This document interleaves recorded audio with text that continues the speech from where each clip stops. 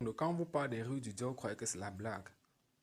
Vous allez voir, on cherche toujours les failles sur les hommes de Dieu, les pasteurs, les professeurs qu'on va publier sur l'internet, faire des racontats de ceci.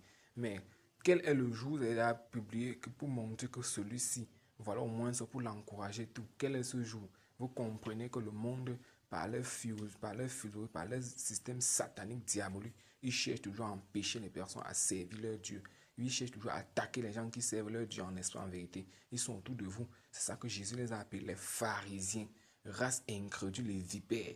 Mes frères, sœurs, hommes de Dieu, pasteurs, je parle bien de ceux dont Dieu a appelé, je ne parle pas des gens qui les ressemblent. Je parle bien des enfants de Dieu qui servent leur Dieu en esprit, en vérité. Les vrais chrétiens, les vrais croyants. Parce qu'on parle de vrais, parce qu'il y a de faux, des vrais chrétiens, les vrais croyants.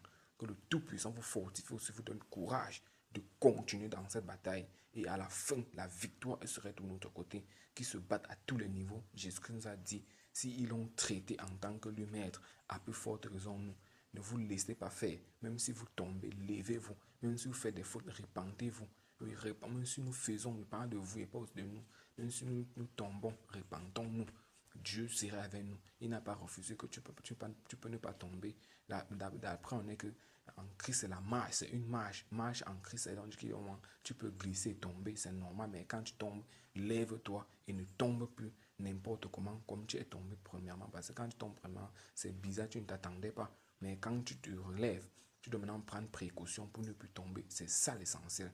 Ça, c'est la parole de sagesse que Dieu nous enseigne. Donc, laissez les philosophies. Quand dans le monde, tu fais le bien, tu commences une bonne promotion, les gens se lèvent. Au début, parfois, ils t'encouragent d'abord, mais quand ils voient que ça va te porter des fruits, ça va t'élever, élever ta famille, tes enfants, ils commencent le combat. Donc, ne laissez pas tomber l'œuvre de votre Dieu dans votre vie. Que le Tout-Puissant, le Créateur ici de la terre, notre Maître, Rabbi, Jésus-Christ, parce que Jésus-Christ est le grand Maître, Rabbi, pas les petits maîtres des sectes, des loups, des vampires qui sont partout, avec les faux dieux, les dieux avec petits dés partout, racontent les brouillards. Notre Maître, Rabbi Jésus-Christ, il ne te soit pas, il ne t'abandonnerait jamais. Il connaît notre œuvre, là, dans Apocalypse 2, partie verset 5. Je connais tes œuvres, je connais ta personne, je connais tes persécutions, je connais que tu t'es attaché à moi. Mais la seule chose que je veux, c'est que ne t'attache pas avec les gens qui font encore les œuvres de Nicolaïque, les gens qui sacrifient les enfants sur des autels sataniques, qui sacrifient les familles, qui sacrifient les parties du corps. Tout ça parce qu'ils veulent s'enrichir vers des vices.